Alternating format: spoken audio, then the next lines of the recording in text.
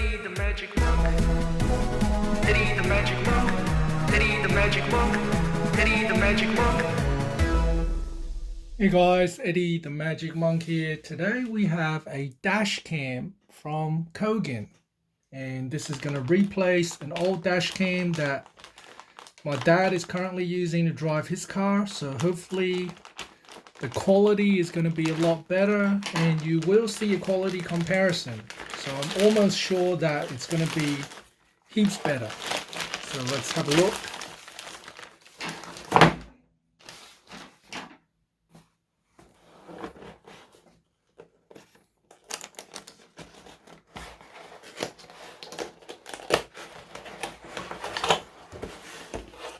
Okay, so this is going to be one of those dash cams that attach to the rear view mirror.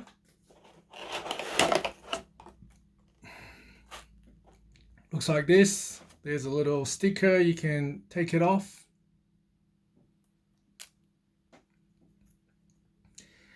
And take this foam off.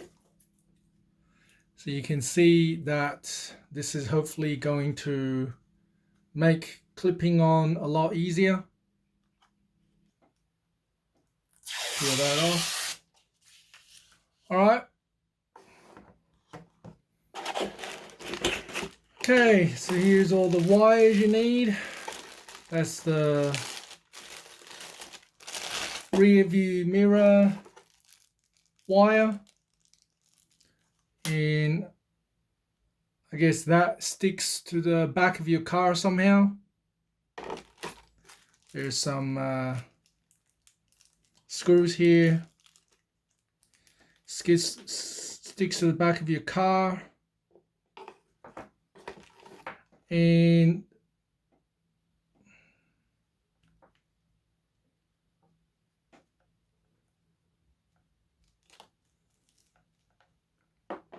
here is a cable. This cable needs to go to the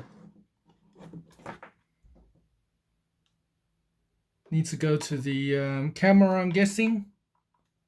Okay, so that probably has to go in there to record the rear view mirror. And that's a power cable. This red cable, you probably need some sort of electrician to hook that up. And here's the power cable. So that power cable, this power cable goes into your car, and that, I would say, goes to the mirror like this.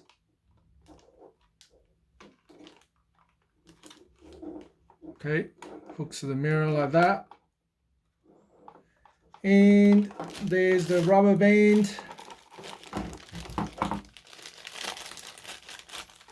Okay, so this rubber band is going to attach to that, which is going to attach to that. And you can imagine your rear view mirror is just going to sit in between the rear view mirror and this camera. So you're probably going to slide it in like that. Slide it in. So both ends, you're going to need this. Okay, so let's test that out on the real car. Now, one thing you'll need to make sure that you understand is that it doesn't come with an SD card. So you need to insert your own micro SD card.